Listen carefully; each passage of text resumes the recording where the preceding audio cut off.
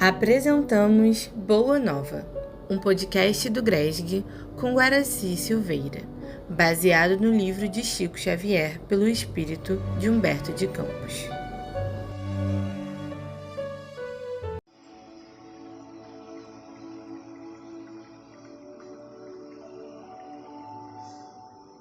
Prezados irmãos, prezadas irmãs, nós estamos entrando no último capítulo do livro Boa Nova, capítulo número 30, que vai falar sobre a ternura maior da terra, que é a mãe de Jesus, Maria. Junto da cruz, o vulto agoniado de Maria produzia dolorosa e indelével impressão.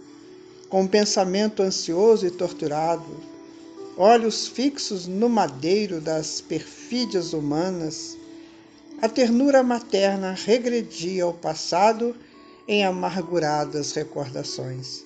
Ali estava, na hora extrema, o filho bem-amado. Maria deixava-se ir na corrente infinda das lembranças. Eram as circunstâncias maravilhosas em que o nascimento de Jesus lhe fora anunciado. A amizade de Isabel, as profecias do velho Simeão, reconhecendo que a assistência de Deus se tornara incontestável nos menores detalhes de sua vida. Naquele instante supremo, revia a manjedoura na sua beleza agreste, sentindo que a natureza parecia desejar redizer aos seus ouvintes o cântico de glória daquela noite inovidável. Através do véu espesso das lágrimas, repassou, uma por uma, as cenas da infância do filho entremecido, observando o alarma interior das mais doces reminiscências. Nas menores coisas, reconhecia a intervenção da providência celestial. Entretanto, naquela hora, seu pensamento vagava também pelo vasto mar das mais aflitivas interrogações. Que fizera Jesus por merecer tão amargas penas? Não o vira crescer de sentimentos imaculados sob o calor do seu coração? Desde os mais tenros anos, quando o conduzia à fonte tradicional de Nazaré, observava o carinho fraterno que dispensava a todas as criaturas. Frequentemente ia buscá-lo nas ruas empedradas, onde a sua palavra carinhosa consolava os transeuntes desamparados e tristes. Viandantes, misérrimos, vinham à sua casa modesta louvar o filhinho idolatrado que sabia distribuir as bênçãos do céu, com que em levo recebia os hóspedes inesperados que suas mãos minúsculas conduziam à carpintaria de José. Lembrava-se bem de que, um dia, a divina criança guiara à casa dois malfeitores publicamente reconhecidos como ladrões no vale de Misrep, e era de ver-se a amorosa solicitude com que seu vulto pequenino cuidava dos desconhecidos, como se fossem seus irmãos. Muitas vezes comentara a excelência daquela virtude santificada, receando pelo futuro do seu adorável filhinho. Depois do caricioso ambiente doméstico, era missão celestial, dilatando-se em colheita de frutos maravilhosos. Eram paralíticos que retomavam os movimentos da vida, cegos que se reintegravam nos sagrados dons da vista, criaturas famintas de luz e de amor que se saciavam na sua lição de infinita bondade. Que profundos desígnios haviam conduzido o seu filho adorado à cruz do suplício? Uma voz amiga lhe falava ao espírito, dizendo das determinações insondáveis e justas de Deus, que precisam ser aceitas para a redenção divina das criaturas. Seu coração rebentava em tempestades de lágrimas irreprimíveis. Contudo, no santuário da consciência, repetia a sua afirmação de sincera humildade: faça-se na escrava a vontade do Senhor. De alma angustiada, notou que Jesus atingira o último limite dos padecimentos inenarráveis. Alguns dos poucos lares mais exaltados multiplicavam as pancadas, enquanto as lanças riscavam o ar em ameaças audaciosas e sinistras.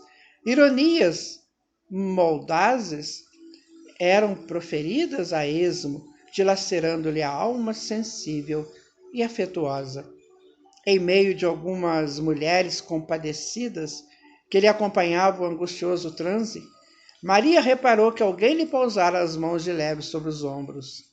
Deparou-se a figura de João, que, vencendo a pusilanimidade criminosa em que haviam mergulhado os demais companheiros, lhe estendia os braços amorosos e reconhecidos. Silenciosamente, o filho de Zebedeu abraçou-se àquele triturado coração maternal. Maria deixou-se entrelaçar pelo discípulo querido, e ambos, ao pé do madeiro, em gesto súplice, buscaram ansiosamente a luz daqueles olhos misericordiosos no cúmulo dos tormentos. Foi aí que a fronte do divino supliciado se moveu vagarosamente, revelando perceber a ansiedade daquelas duas almas em extremo desalento. Meu filho, meu amado filho, exclamou a Marte em aflição diante da serenidade daquele olhar de melancolia intraduzível. O Cristo pareceu meditar no auge de suas dores, mas como se quisesse demonstrar no instante derradeiro a grandeza de sua coragem e a sua perfeita comunhão com Deus, replicou com significativo movimento dos olhos vigilantes: Mãe, eis aí o teu filho. E dirigindo-se de modo especial, com leve aceno ao apóstolo, disse: Filho, eis aí a tua mãe. Maria envolveu-se no véu de seu pranto doloroso, mas o grande evangelista compreendeu que o Mestre, na sua derradeira lição, ensinava que o amor universal era o sublime coroamento da sua obra. Entendeu que no futuro a claridade do reino de Deus revelaria aos homens a necessidade da cessação de todo egoísmo e que no santuário de cada coração deveria existir a mais abundante cota de amor, não só para o círculo familiar, senão também para todos os necessitados do mundo, e que no templo de cada habitação permaneceria a fraternidade real para que a assistência recíproca se praticasse na terra. Sem serem precisos os edifícios exteriores, consagrados a uma solidariedade claudicante. Por muito tempo, conservaram-se ainda ali, em preces silenciosas, até que o Mestre, exânime, fosse arrancado à cruz, antes que a tempestade mergulhasse a paisagem castigada de Jerusalém num dilúvio de sombras. Após a separação dos discípulos, que se dispersaram por alguns lugares diferentes para a difusão da Boa Nova, Maria retirou-se para Betaneia, onde alguns parentes mais próximos a esperavam com especial carinho. Os anos começaram a rolar, silenciosos e tristes, para a angustiada saudade do seu coração. Tocada por grandes dissabores, observou que em tempo rápido as lembranças do filho amado se convertiam em elementos de ásperas discussões entre os seus seguidores.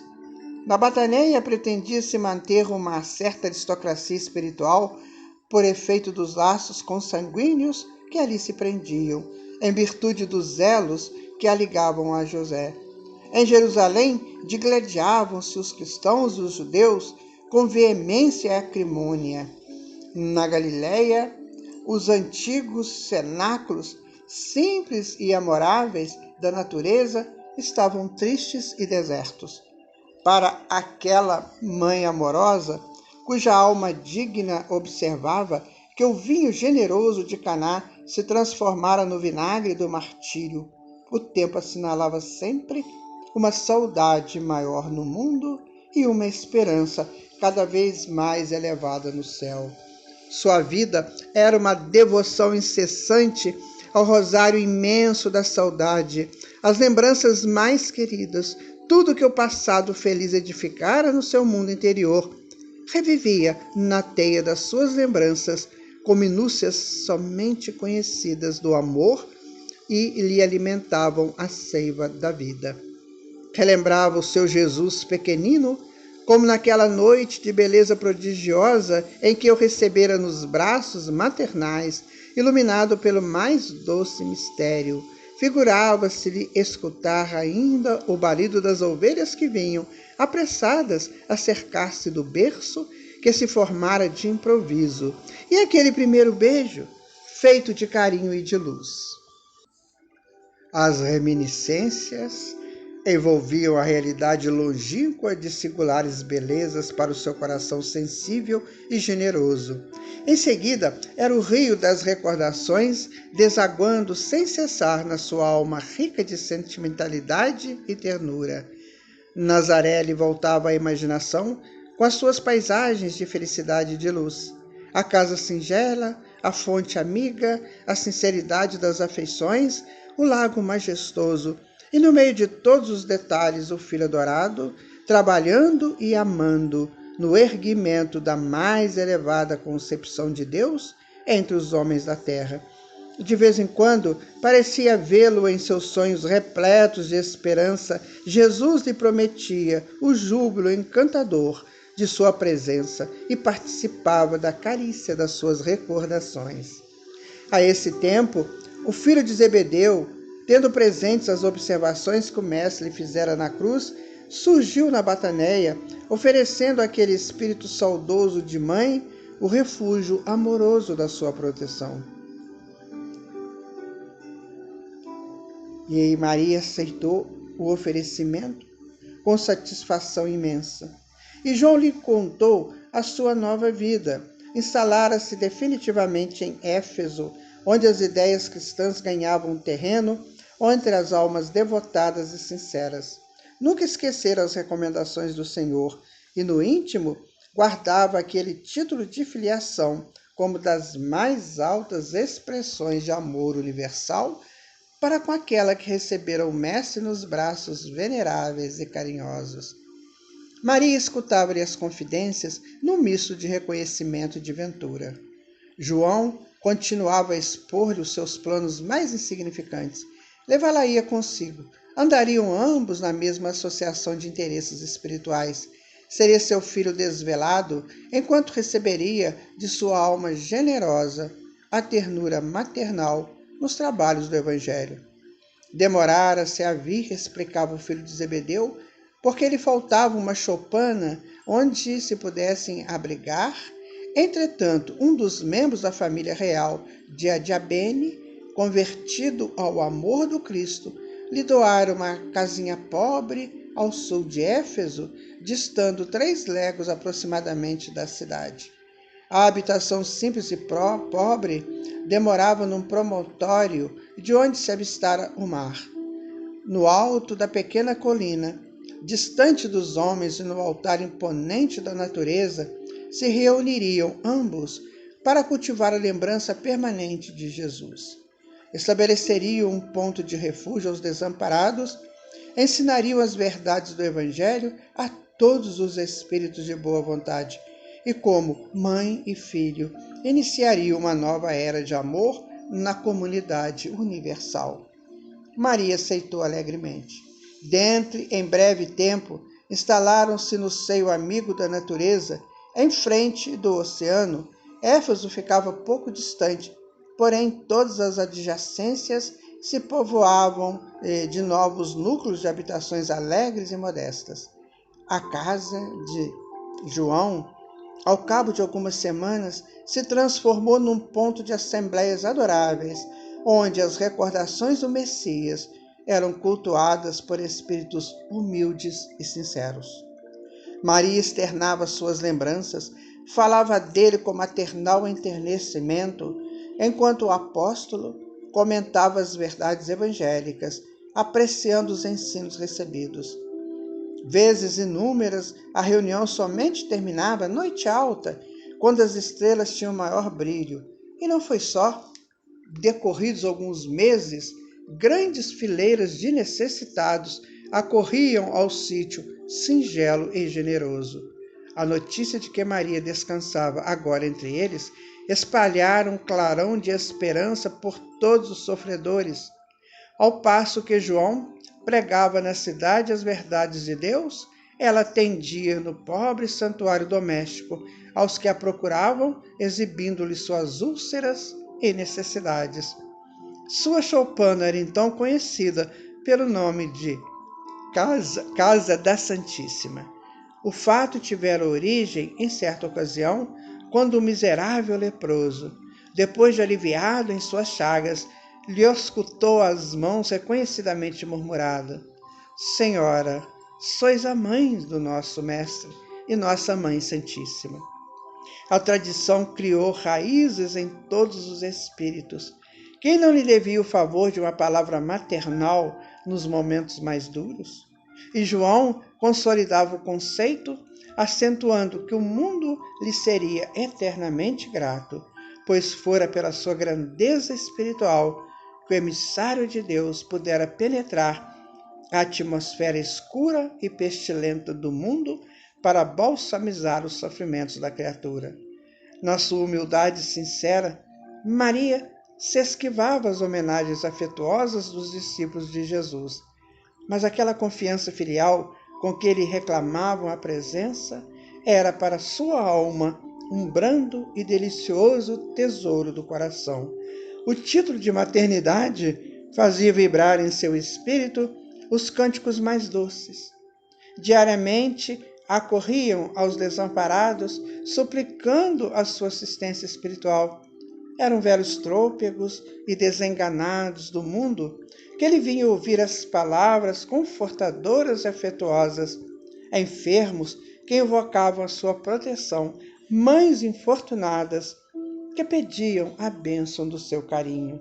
Minha mãe, dizia um dos mais aflitos, como poderei vencer as minhas dificuldades? Sinto-me abandonado na estrada escura da vida. Maria lhe enviava o olhar amoroso de sua bondade, deixando nele transparecer toda a dedicação enternecida de seu espírito maternal. Isso também passa, dizia ela carinhosamente. Só o reino de Deus é bastante forte para nunca passar de nossas almas, com uma eterna realização do amor celestial. Seus conceitos abrandavam a dor dos mais desesperados, desanuviavam o pensamento obscuro dos mais acabrunhados. A igreja de Éfeso exigia de João a mais alta expressão de sacrifício pessoal, pelo que, com o decorrer do tempo, quase sempre Maria estava só, quando a legião humilde dos necessitados descia o promontório desataviado rumo aos lares mais confortados e felizes. Os dias e as semanas, os meses e os anos passavam incessantes, trazendo-lhe as lembranças mais ternas. Quando, sereno e azulado, o mar lhe fazia voltar a memória do Tiberíades distante. Surpreendia no ar aqueles perfumes vagos que enchiam a alma da tarde, quando seu filho, de quem nem um instante se esquecia, reunindo os discípulos amados, transmitia ao coração do povo as louçanias da Boa Nova. A velhice não lhe acarretara nem cansaços, nem amarguras. A certeza da proteção divina lhe proporcionava ininterrupto consolo, como quem transpõe o dia em labores honestos e proveitosos. Seu coração experimentava grato repouso, iluminado pelo luar da esperança e pelas estrelas fulgurantes da crença imorredora. Suas meditações eram suaves colóquios com as reminiscências do filho muito amado. Súbito, recebeu a notícia de que um período de dolorosas perseguições se havia aberto para todos que fossem fiéis à doutrina do seu Jesus divino. Alguns cristãos banidos de Roma traziam a Éfeso as tristes informações. Em obediência aos éditos mais injustos, escravizavam-se os seguidores do Cristo. Destruíam-se-lhes os lares, metiam-nos a ferros nas prisões. Falava-se de festas públicas em que seus corpos eram dados como alimento às feras insaciáveis em horrendos espetáculos. Então, num crepúsculo estrelado, Maria entregou-se às orações, como de costume, pedindo a Deus por todos aqueles que se encontrassem em angústias do coração por amor de seu filho. Embora a soledade do ambiente, não se sentia só. Uma força singular lhe banhava a alma toda. Aragens suaves sopravam do oceano, espalhando os aromas da noite, que se povoava de astros amigos e afetuosos, e, em poucos minutos, a lua plena participava igualmente desse concerto de harmonia e de luz. Enlevada nas suas meditações, Maria viu aproximar-se o vulto de um pedinte. Minha mãe, exclamou o recém-chegado, como tantos outros que recorriam ao seu carinho, vem fazer-te companhia e receber a tua bênção. Mentalmente ou maternalmente, ela o convidou a entrar, impressionada com aquela voz que lhe inspirava profunda simpatia. O peregrino lhe falou do céu, confortando-a delicadamente. Comentou suas bem-aventuranças divinas, que aguardam a todos os devotados e sinceros filhos de Deus, dando a entender que se lhe compreendia as mais ternas saudades do coração. Maria sentiu-se empolgada por tocante surpresa. Que mendigo seria aquele que lhe acalmava as dores secretas da alma saudosa com bálsamos tão doçurosos? Nenhum lhe surgira até então para dar, era sempre para pedir alguma coisa. No entanto, aquele viandante desconhecido lhe derramava no íntimo as mais santas consolações. Onde ouvira noutros tempos aquela voz meiga e carinhosa? Que emoções eram aquelas que lhe faziam pulsar o coração de tanta carícia? Seus olhos se emudeceram de ventura sem que conseguisse explicar a razão da sua terna emotividade. Foi quando o hóspede anônimo lhe estendeu as mãos generosas e lhe falou com profundo aceno de amor: minha mãe, venha aos meus braços. Nesse instante, fitou as mãos nobres que se lhe ofereciam num gesto da mais bela ternura. Tomada de comoção profunda, viu nelas 2 chagas, como as que seu filho revelava na cruz, e instintivamente, dirigindo o olhar ansioso para os pés do peregrino amigo, divisou também ali as úlceras causadas pelos cravos do suplício. Não pôde mais.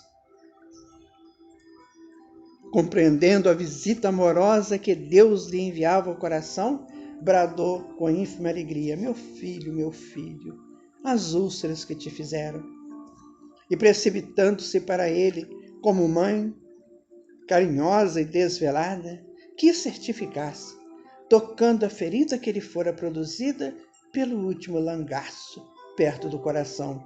Suas mãos ternas e solícitas o abraçaram na sombra visitada pelo luar, procurando sofregamente a úlcera que tantas lágrimas lhe provocara o carinho maternal. A chaga lateral também lá estava, sob a carícia das suas mãos. Não conseguiu dominar o seu intenso júbilo. No ímpeto de amor, fez um movimento para se ajoelhar. Queria abraçar-se aos pés do seu Jesus e osculá-los com ternura. Ele, porém, levantando-a cercada de um halo de luz celestial, se lhe ajoelhou aos pés e, beijando-lhe as mãos, disse em carinhoso transporte: sim, minha mãe, sou eu.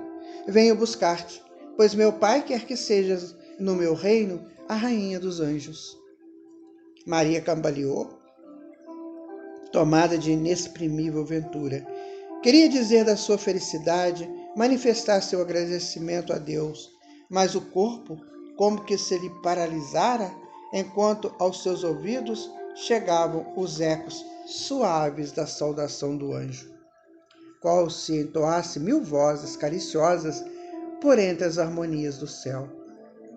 No outro dia, 2 portadores humildes desciam a Éfeso, de onde regressaram com João, para assistir aos últimos instantes daquela que lhe era devotada Mãe Santíssima. Maria já não falava. Numa inovidável expressão de serenidade por longas horas, ainda esperou a ruptura dos derradeiros laços que aprendiam a vida material. A alvorada desdobrava no seu formoso leque de luz, quando aquela alma eleita se elevou da terra, onde tantas vezes chorara de júbilo, de saudade e de esperança. Não mais via seu filho bem-amado, que certamente a esperaria com as boas-vindas no seu reino de amor, mas extensas multidões de entidades angélicas a cercavam, cantando hinos de glorificação. Experimentando a sensação de se estar afastando do mundo, desejou rever a Galiléia com seus sítios preferidos. Bastou a manifestação de sua vontade para que a conduzisse à região do lago de Genezaré, de maravilhosa beleza. Reviu todos os quadros do apostolado de seu filho e só agora, observando do alto a paisagem, notava que o Tiberíade, em seus contornos suaves, apresentava a forma quase perfeita de um alaúde. Lembrou-se então de que naquele instrumento da natureza Jesus cantara o mais belo poema de vida e amor, em homenagem a Deus e à humanidade. Aquelas águas mansas, filhas do Jordão, maravilhoso e calmo, haviam sido as cordas sonoras do cântico evangélico. Dulcíssimas alegrias lhe invadiu o coração, e já em caravana espiritual se dispunha a partir, quando Maria se lembrou dos discípulos perseguidos pela crueldade do mundo e desejou abraçar os que ficariam no vale das sombras, à espera das claridades definitivas do reino de Deus. Emitindo esse pensamento, imprimiu novo impulso às multidões espirituais que a seguiam de perto. Em poucos instantes, seu olhar divisava uma cidade soberba e maravilhosa, espalhada sobre as colinas enfeitadas de carros e monumentos que lhe provocavam um assombro. Os mármores mais ricos esplendiam nas magnificentes vias públicas, onde as liteiras patrícias passavam sem cessar, exibindo pedrarias e peles sustentadas por misérrimos escravos.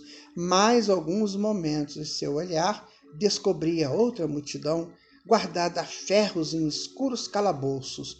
Penetrou os sombrios cárceres do Esquilino, onde centenas de rostos amargurados retratavam padecimentos atrozes. Os condenados experimentavam no coração um consolo desconhecido. Maria aproximou-se, de um a um, participou de suas angústias e orou com suas preces, cheios de sofrimento e confiança. Sentiu-se mãe daquela assembleia de torturados pela injustiça do mundo. Espalhou a claridade misericordiosa do seu espírito entre aquelas fisionomias pálidas e tristes. Eram anciãs que confiavam no Cristo, mulheres que por ele haviam desprezado o conforto do lar, jovens que depunham no Evangelho do Reino toda a sua esperança. Maria aliviou-lhes o coração e, antes de partir, sinceramente desejou deixar-nos os espíritos abatidos uma lembrança perene que possuía para lhes dar. Deveria suplicar a Deus para eles a liberdade? Mas Jesus ensinara que com ele todo jugo é suave e todo fardo seria leve. Parecendo-lhe melhor a escravidão com Deus do que a falsa liberdade nos desvãos do mundo. Recordou que seu filho deixara a força da oração como um poder incontestável entre os discípulos amados. Então rogou aos céus que lhe desse a possibilidade de deixar entre os cristãos oprimidos a força da alegria. Foi quando, aproximando-se de uma jovem encarcerada, de rosto descarnado e macilento, lhe disse ao ouvido: "Canta, minha filha, tenhamos bom ânimo. convertamos as nossas dores da terra em alegrias para o céu. A triste prisioneira nunca saberia compreender o porquê da emotividade que lhe fez vibrar subitamente o coração. De olhos estáticos contemplando o firmamento luminoso, através das grades poderosas, ignorando a razão de sua alegria, cantou um hino de profundo e enternecido amor a Jesus, em que traduzia sua gratidão pelas dores que lhe eram enviadas, transformando todas as suas amarguras em consoladoras rimas de júbilo e esperança. Daí em instantes, seu canto melodioso era acompanhado pelas centenas de vozes dos que choravam no cárcere, aguardando o glorioso testemunho. Logo a caravana majestosa conduziu ao reino do Mestre, a bendita entre as mulheres, e desde esse dia, nos tormentos mais duros, os discípulos de Jesus têm cantado na terra, exprimindo o seu bom ânimo e a sua alegria, guardando a suave herança da nossa Mãe Santíssima. Por essa razão, irmãos meus, quando ouvirdes o cântico nos templos das diversas famílias religiosas do cristianismo, não vos esqueçais de fazer no coração um brando silêncio, para que a rosa mística de Nazaré espalhe aí o seu perfume.